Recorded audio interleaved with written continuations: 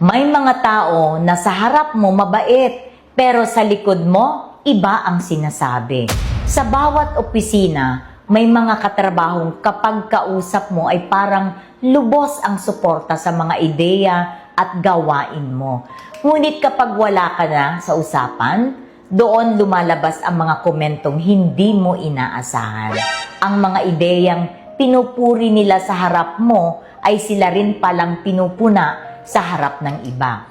Mahirap itong mapansin dahil magaling silang magpakita ng pagiging mabait at suporta sa team. But later, lumalabas din ang katotohanan kapag nagsisimula ng masira ang tiwala sa loob ng opisina.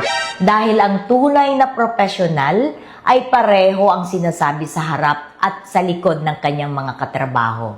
May kilala ka bang ganito?